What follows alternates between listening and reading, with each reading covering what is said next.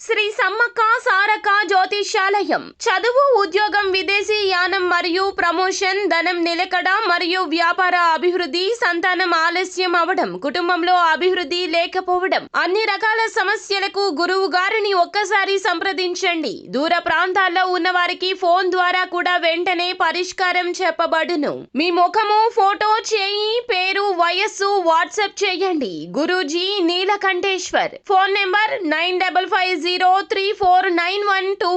Hi friends, అందరికీ నమస్కారం అండి. సెప్టెంబర్ 8వ తేదీన కుంభరాశి వారి జాతకులు ఈ సమయంలో చాలా జాగ్రత్తగా ఉండాలి మీరు. ఎందుకంటే గ్రహాల్లో జరిగేటటువంటి పలు రకాల కీలక మార్పుల వలన ఈ సమయంలో మీకు ఒక ప్రమాదం అయితే పొంచి ఉన్నది.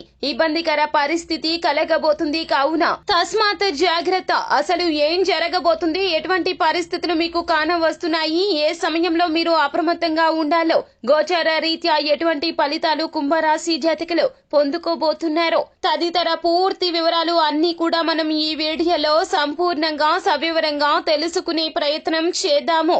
అంతకంటే ముందు ఫ్రెండ్స్, వీడియోని పూర్తిగా చూడండి. అప్పుడే మేము ఏం చెప్పబోతున్నామో మీకు అర్థమవుతుంది. వీడియో గనక మీకు నచ్చినట్లయితే గనక లైక్ చేయండి. మీ లైక్ మాకెంతో సపోర్ట్ అండ్ ఎంకరేజ్మెంట్ గా ఉంటుంది. ఇక ఆలస్యం చేయకుండా వీడియోలోకి వచ్చేద్దాము. సెప్టెంబర్ 8వ తేదీన కుంభరాశి వారి జాతకులు ఈ రోజున కోరుకున్న వాటిని సాధించడం కోసం వ్యక్తిగతంగా చాలా వరకు కూడా కష్టపడే అవకాశాలైతే కనిపిస్తూ ఉన్నాయి. అలాగే కుటుంబ సంబంధిత లావాదేవీల్లో మీరు కొంచెం జాగ్రత్తగా ఉండాలి.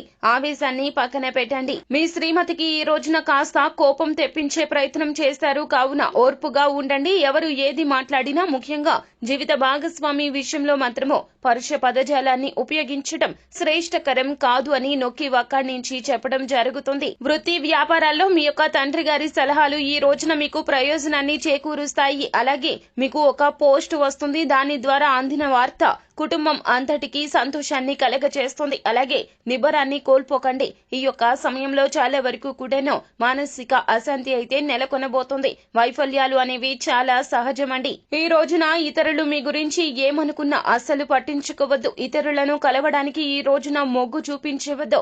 ఒంటరిగా ఉండడానికి కష్టపడండి.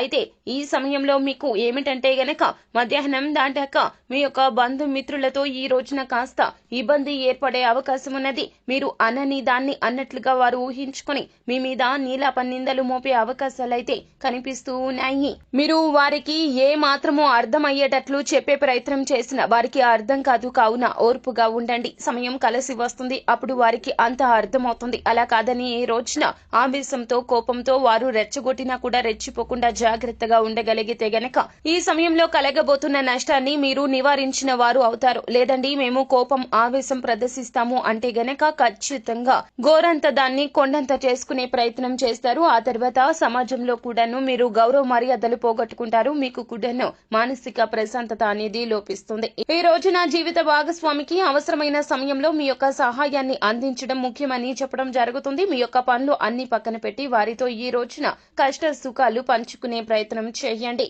ఈ రోజున మీరు ఈ యొక్క సమయంలో ఏర్పడినటువంటి ఇబ్బంది రోజు మొత్తం కూడా కొనసాగించే ప్రయత్నం చేయొద్దండి. కష్టాన్ని పక్కన పెట్టేయండి. ఎప్పుడు కూడా సంతోషభరితమైనటువంటి వాతావరణం కోసం ప్రయత్నిస్తూ పాజిటివ్ గా ఉండే ప్రయత్నం చేయండి. అంతా మంచి జరుగుతుంది. శుభం భూయాత్. సో ఫ్రెండ్స్, చూసారు కదా, ఈ వీడియో గనక మీకు నచ్చినట్లయితే గనక లైక్ చేయండి. మరిన్ని వీడియోస్ కోసం మా ఛానల్ ని సబ్స్క్రైబ్ చేసుకుని పక్కనే ఉన్న బెల్ ఐకాన్ లో ఆల్ ట్యాప్ చేయడాన్ని మాత్రం అస్సలు మీరు మర్చిపోవద్దు. Thank you.